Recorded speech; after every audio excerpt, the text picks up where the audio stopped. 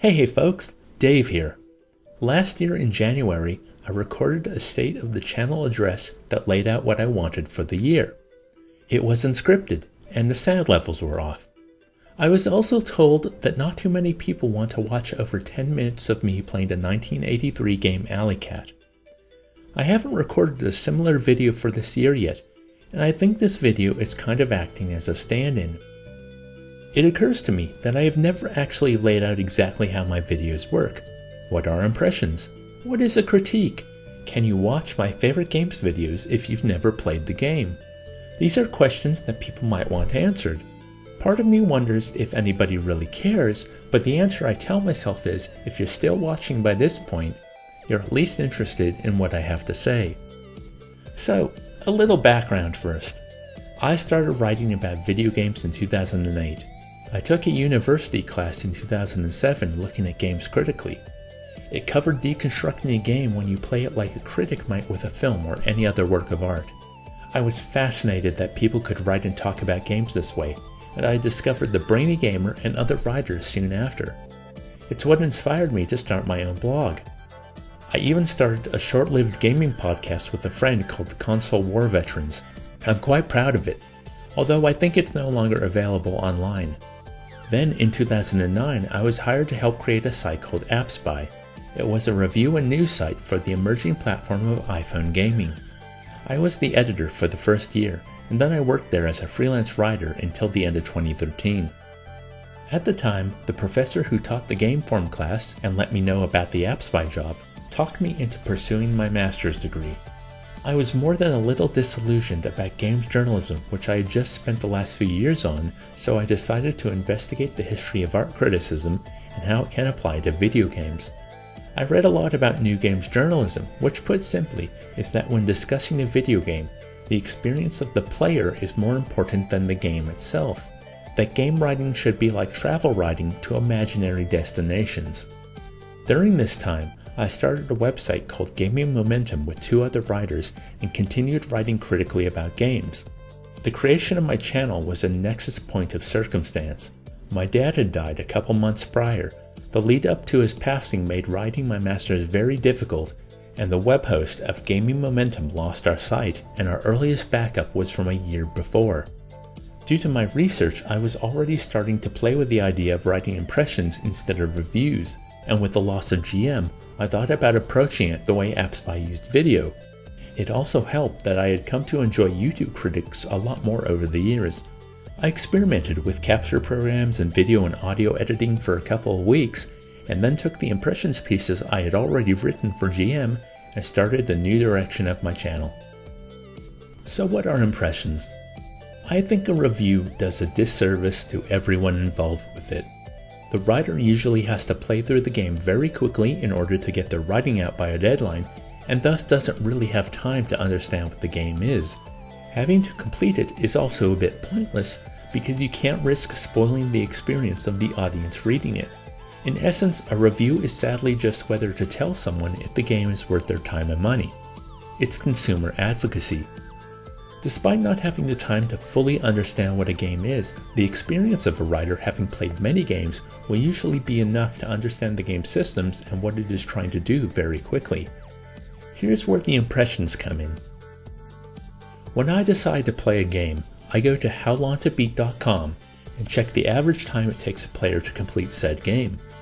If a game doesn't have enough data at that stage, I'll average the completion time against the average play time of a game on Steam using SteamSpy, and if that game is on Steam. I will then play the game for 10% of its completion time. The shortest I will play a game is for 30 minutes, so if a game takes 10 hours to complete, I'll play it for an hour. If a game takes 4 hours, I'll play it for 30 minutes. If it takes 44 hours, I'll play it for 4.5 hours. My thought is, if I can't understand the game and what it is doing in 10% of the time it takes to complete it, something has gone wrong on a fundamental level. Now when I reach the end of this time frame, I have to make a decision. Do I want to play the rest of the game or not? If not, I take my footage so far and create an impressions video. If I do want to play more, then it turns into a critique video. At this point, I will be completing the game no matter what I have to do to get to the end of it. Then I will make a video talking about the game for those who have played it. Yes, the critiques have spoilers, but I have also had people tell me that watching one of my critiques on a game they had no desire to play got them interested in playing it based on what I said. That makes me happy. Since late last year, I've treated critiques like mini research projects, reading and watching all the critical work done on the game in question, and trying to come up with a unique angle myself. This is just a guideline, however. I do tend to focus more on my experience playing the game than the game itself, especially in impressions videos. This is because the question of why I don't want to play this till completion comes into the picture. I also find the reactions the game creates in me more interesting than a lot of what the game itself is. Others might disagree, but for more game and mechanics focused writing, there is a veritable smorgasbord out there. Not that I don't talk about the game either. I never start writing about any game with a plan. I let the experience playing the game dictate what I want to write about. Sometimes it ends up sounding like a traditional game review. Sometimes it's primarily new games journalism, and sometimes I use the game to discuss a mechanic, game trope, or something else in a wider context. Sometimes I use the game as an excuse to be silly. The Broforce Impressions video is a good example. And I should point out that just because I don't play a game for a critique doesn't mean I didn't enjoy my time with it. My tastes are finicky. There are plenty of great games that for whatever reason I just didn't feel like continuing with.